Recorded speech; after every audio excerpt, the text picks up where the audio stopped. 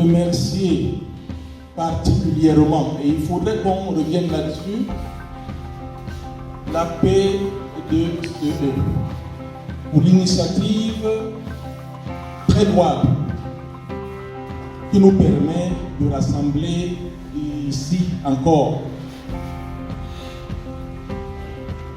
tout ce panel, surtout les administrations compétentes, surtout les entreprises concernées, pour éclairer la lanterne des représentants des consommateurs, et surtout pour que, dans une sorte de synergie entre les administrations, les consommateurs, les représentants des consommateurs et les entreprises, qu'il y ait des actions fortes à mener pour protéger les consommateurs. J'avoue, j'ai préparé tout un exposé que je vais pas survoler, mais que je vais ramasser en quelques mots pour dire que j'aime particulièrement lorsque on est en train de questionner la place et l'action des représentants des consommateurs.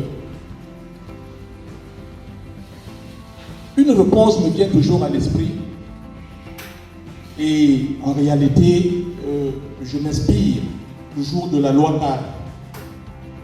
Lorsque je lis l'article 26 de la loi cadre numéro 2011, qui dispose, et nous sommes là sur le chapitre de la réparation des dommages causés aux consommateurs. La défense en justice ou devant toute instance arbitraire des intérêts d'un consommateur ou d'un groupe de consommateurs peut être individuelle ou collective. La défense individuelle est celle qui est faite par le consommateur lésé ou par ses ayants droit. La défense collective est assurée par une association de consommateurs ou une organisation non gouvernementale œuvrant pour la protection des consommateurs. L'article 27 parle de la mise en œuvre des actions.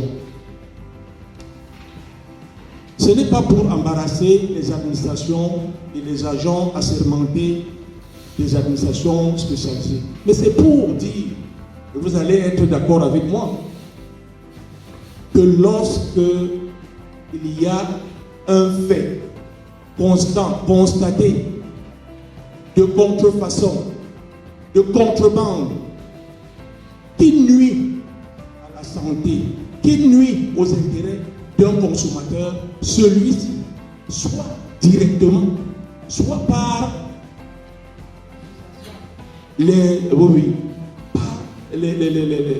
l'action d'une association, peut agir, saisir directement des instances compétentes.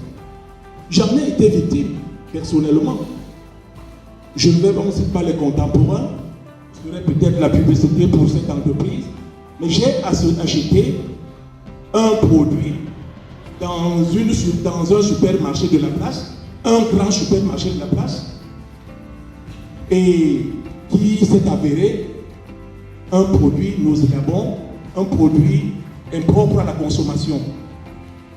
J'ai appelé un huissier, j'ai appelé le président ici présent de la plateforme PCP DCE. Ils sont venus, on a constaté ensemble le forfait qui a fait ce que j'avais, ce que je subissais. Nous avons dénoncé, ils ont mis en branle la procédure en informant l'entreprise de ce fait. L'entreprise ne s'est pas fait prier, il faut aussi le louer. elle a appelé à une concertation.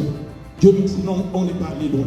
À l'occasion, il y a eu des mises en garde, non, il y a eu des rappels à l'ordre, il y a eu des consensus et on a fini par prouver, pas seulement de régler le problème de préjudice que j'avais subi, mais en réalité, l'interpellation faite par le consommateur victime, par le représentant des consommateurs qui était là, eh bien, cette interpellation, j'espère, a permis à cette entreprise de prendre des dispositions pour l'avenir. Alors, si j'apprécie particulièrement la présence des entreprises ici, nous ne sommes pas là. Je voudrais les autres qui ont d'ailleurs juridique, fonction, je vais eh bien, leur assurer ce que, en réalité, il est question, à travers ces réunions, à travers ces séminaires, tout simplement de prévenir que nous n'arrivions pas à des situations désagréables où les consommateurs vont s'en prendre aux entreprises, où il y aura des plaintes contre tel ou tel prestataire. Je m'en voudrais de ne pas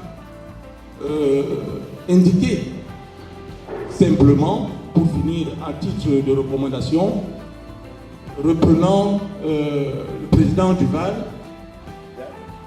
Vital, de la nécessité, à l'issue d'une pareille rencontre, de créer un comité de veille.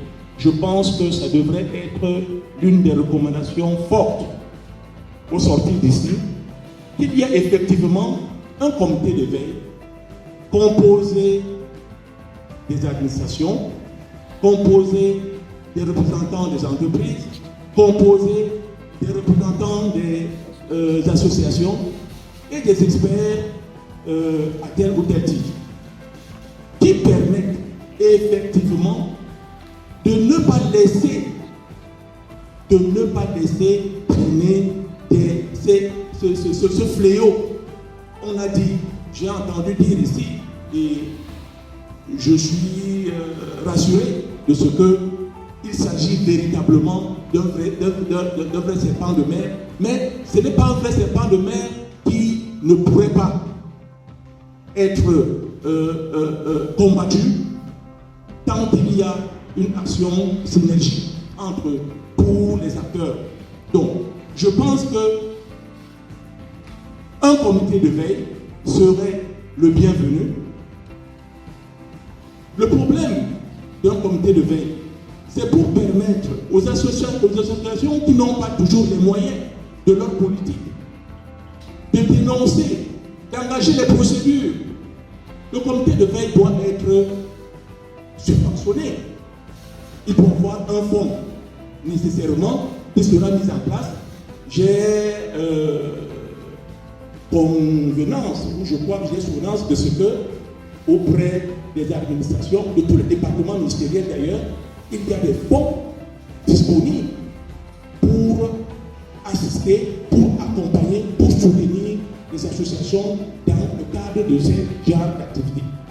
Donc, je pense que le problème de fonds, le problème de moyens ne se poserait pas.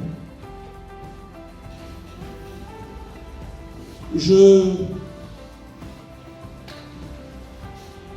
pense que pour l'essentiel, nous devions encore une fois nous féliciter de ces rencontres et souhaiter qu'elles se poursuivent. Elles se poursuivent et que surtout les recommandations soient suivies et mises en œuvre. Je vous remercie.